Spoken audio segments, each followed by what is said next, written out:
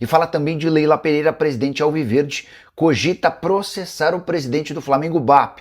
Por falar no rubro-negro, o dirigente do Flamengo admitiu que tem interesse em Danilo e Luiz Henrique e muito mais. Fala aí pessoal, sou Jorge Nicola, bem-vindos a mais um vídeo do canal, sempre bom ter vocês por aqui. Sem perder tempo, pedir para deixar like, se inscrever no canal e ativar as notificações. E o presidente do Flamengo, BAP, admitiu o desejo público em Danilo Santos, volante do Botafogo, e Luiz Henrique, atacante do Zenit, ambos jogando a seleção brasileira. Abre aspas para a entrevista do BAP ao Charla Podcast. São dois nomes excepcionais. O Luiz Henrique está no radar da gente há pelo menos 2 anos. O Danilo é o mesmo caso. Eles se encaixariam super bem em todos os times da América do Sul. Não basta querer, né? O Luiz Henrique, por exemplo, deveria ser titular da seleção brasileira, assim como o Danilo. Tenho certeza que eles agregariam demais no Flamengo. Mas a que custo? A que preço? Posso afirmar que um deles quer jogar na Inglaterra.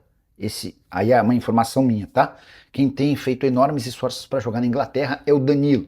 E aí o BAP completa. O que ele vai ganhar lá é parecido com o que a gente pagaria, mas como fazer para o jogador vir para o Brasil? Não tem como. Então, pelo amor de Deus, convençam os jogadores.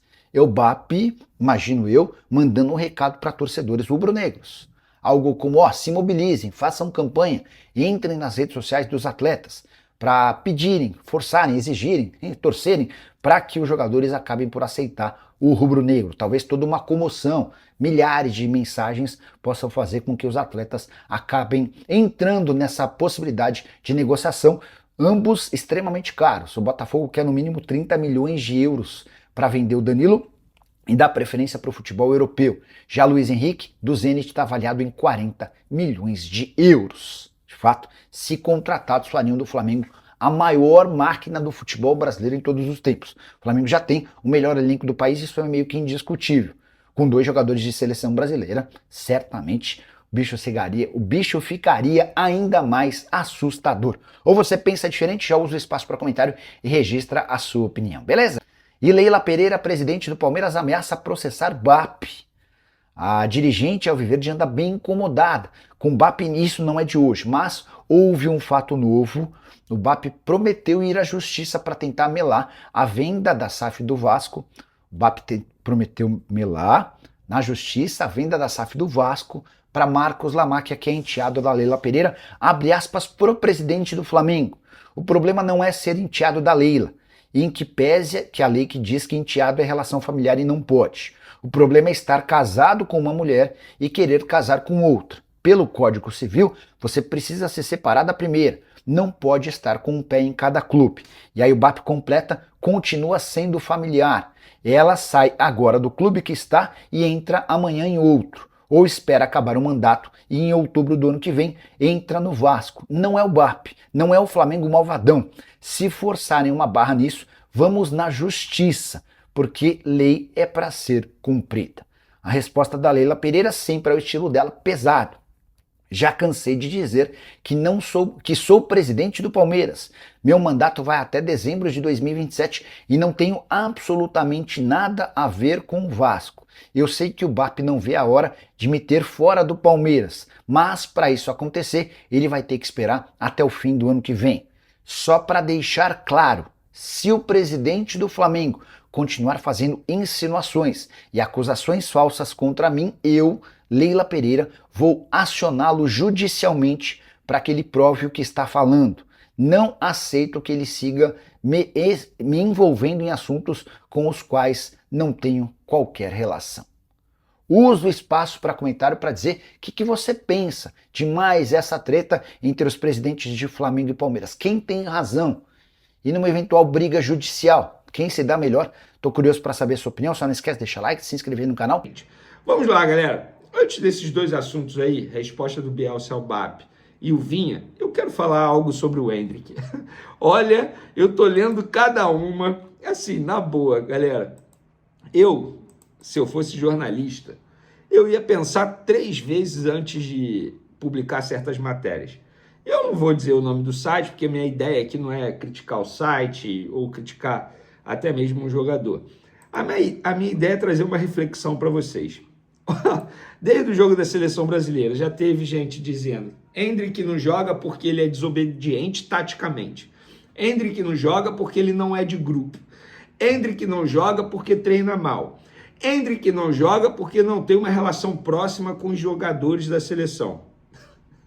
Vamos lá, galera. Vou ser muito sincero. Eu duvido que isso aí que eu acabei de falar, mencionar, que as pessoas estão tentando justificar a não utilização do Endrick, seja verdade.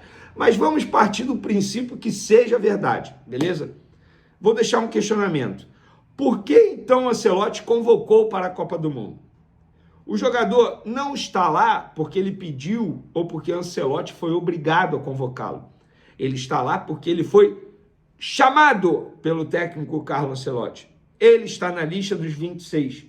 E se ele está na lista dos 26, eu estou partindo do princípio que nada disso que as pessoas estão aí botando como justificativo seja verdade. A não ser que o Ancelotti seja louco de levar um jogador para a Copa do Mundo. Um torneio de 40 dias, um jogador desobediente taticamente, um jogador que não é de grupo, um jogador que treina mal. Tá, ele pode levar um jogador que não tem relação próxima com o jogador, com os demais jogadores. E daí? Eu trabalho no SBT, trabalho com várias pessoas. Eu tenho relação próximas com todas? Não, não tenho, pô. Sairia para almoçar ou jantar com todas? Não, não. Já basta eu aturar certas pessoas durante um determinado período. E o Endrick poderia pensar dessa maneira. Ponto. Qual é o problema, gente? O Endrick não é utilizado porque o Carlo Ancelotti não quer, ponto e acabou. Ele está lá porque o Ancelotti chamou. O Ancelotti não foi obrigado a chamá-lo. Dito isso, vamos falar de Flamengo, porque o técnico Marcelo Bielsa, da seleção uruguaia, respondeu ao presidente BAP. Só para contextualizar, o BAP deu uma entrevista ao Charla Podcast, criticando Marcelo Bielsa, dizendo que ele pulou etapas no processo de recuperação do Arrascaeta e não seguiu o cronograma que havia sido acordado entre Flamengo, Departamento Médico, e Departamento Médico da seleção uruguaia. E aí, o BAP detonou Marcelo Bielsa. E aí o Bielsa respondeu algumas horas atrás. Arrascaeta se incorporou à seleção e foi acompanhado desde o início por uma pessoa do Flamengo que o acompanha em toda a carreira. Não se faz nada sem consenso com essa pessoa. Assumimos essa responsabilidade pela lesão. Cada exceção, cada carga foi um consenso com a pessoa que o acompanha, que representava o corpo médico do Flamengo e conosco. A respeito de não tomarmos todas as medidas para isso ser evitado, tomamos absolutamente todas as medidas. Tá, respondeu e não respondeu, né? E ele tá botando na conta, então, do fisioterapeuta do Flamengo, que foi convocado depois da lesão muscular sofrida por Arrascaeta na seleção uruguaia. Bielsa, quer me enganar? Me dá bala Juquinha, tá?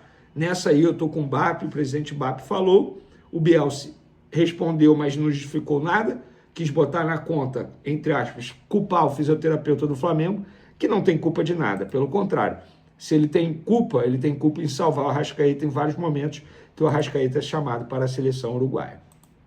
Por falar em seleção uruguaia, o próximo assunto envolve a seleção uruguaia também, porque envolve o jogador Vinha, atualmente jogador do Flamengo emprestado ao River Plate. Hoje, dia 15 de junho, a imprensa argentina noticiou que o Vinha rescindiu o contrato com o River Plate, está de volta ao Flamengo. Galera, não procede. Com todo respeito aos colegas argentinos que noticiaram isso, tanto o Flamengo quanto o empresário do jogador negam essa informação. Inclusive, a informação que eu tenho no Flamengo é o seguinte. Primeiro, para ele rescindir e ser devolvido ao Flamengo, o Flamengo tem que ser consultado e dar o aval e autorizar isso. O Flamengo garante que não foi consultado por isso e muito menos deu o aval para isso.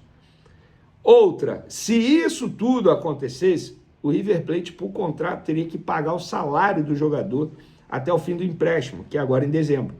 Isso não aconteceu.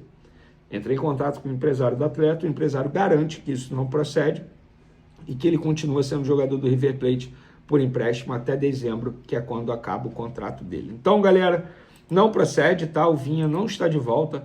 E eu vi muita gente, entre aspas, comemorando quando saiu a notícia. Engraçado, né, cara? Eu sou um cara que eu gosto muito do Vinha. Muito mesmo, muito mesmo. Lamento muito ele não ter tido mais oportunidades. Tem também a questão física, que ele sofreu muito com a parte física. Então, enfim, é um jogador que eu desejo toda a sorte do mundo para ele render bem aí com a camisa não só da seleção uruguaia, mas com a camisa do River Plate também. Ó, o cronograma de recuperação do Arrascaeta. Apesar do contratempo, a expectativa do departamento médico uruguaio é recuperar o camisa 10 a tempo da fase de grupos.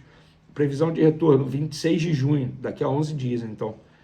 Partida-alvo, Uruguai-Espanha, terceira rodada.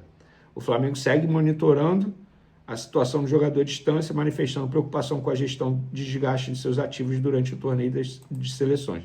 Já falei, isso é informação. Pelo Flamengo, ninguém era chamado, tá? Valeu? Tamo junto, galera. Até o próximo vídeo. Fui!